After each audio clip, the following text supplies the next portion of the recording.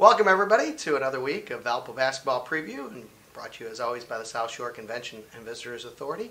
Along with head coach Bryce Drew, this is Todd Eichow, and Crusaders enter the week in real good shape, able to find 3 straight victories without Keith Carter. No games are ever easy, but they're always difficult on the road. He had a huge win at Wright State. You know, we've been blessed with a lot of close games all season, and in this stretch with Keith out, you know, guys have really stepped up. I think collectively as a team, each guy has done a little bit more than what he did earlier in the year. And so it's been nice that not one person has tried to do it all, but they've all come together. You know, one thing that was interesting was sort of a coaching adjustment in a close game, late in the second half, where you let Tavon Walker, who really is not a point guard, do some of the point guard duties, at least getting the ball up over the timeline. And talk about what went into that decision and what transpired. Certainly got things going for you offensively over the last 7-8 minutes of the game. You know, we ask him to do a lot. He usually defends the best player on the other team, and so that's a tiring task in itself. He's excellent at penetrating for us in the half court and scoring. And so to make him also bring it up all game could really wear on him. He got some early fouls in the first half, so he got more rest than he normally does. And he was tremendous at the point guard. I thought his speed was a big difference attacking the rim and helping us. Let's update the point guard situation now. Keith Carter, where do things stand heading into this week? You know, he's still rehabbing. Some days he feels a lot better. Other days, you know, kind of regressing a little bit, feels a little discomfort. So, you know, he's hitting it hard every day, a couple times a day.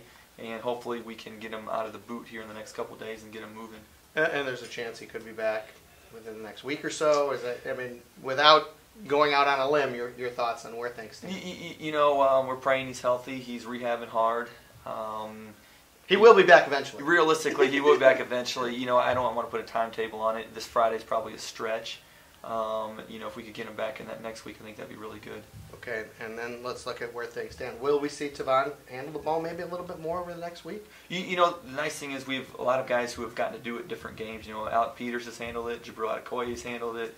Tavon, Victor, Max, and so each game it'll kind of be a feel who's playing well and how the flow is going as far as who may be bringing it up. All right, 2 more road games. Never easy on the road. You look at a Youngstown State team on Tuesday night. They're obviously struggling, but they're a dangerous team. 2 good guards, a talented big man. It's almost a mystery that they still haven't won a conference game right now. You know, they were a few games over 500 coming into conference, and they had a great non-conference record. Obviously, there's been some close games that could have gone their way in conference, but we all know the capabilities they have on offense and playing at their place. You know, a very difficult place to play. We know that they're going to be ready and they're going to bring all they got. And again, they gave you a game at home, and Keith Carter played in that basketball game, so there's no reason to come into this game thinking that this game is going to be a pushover at all.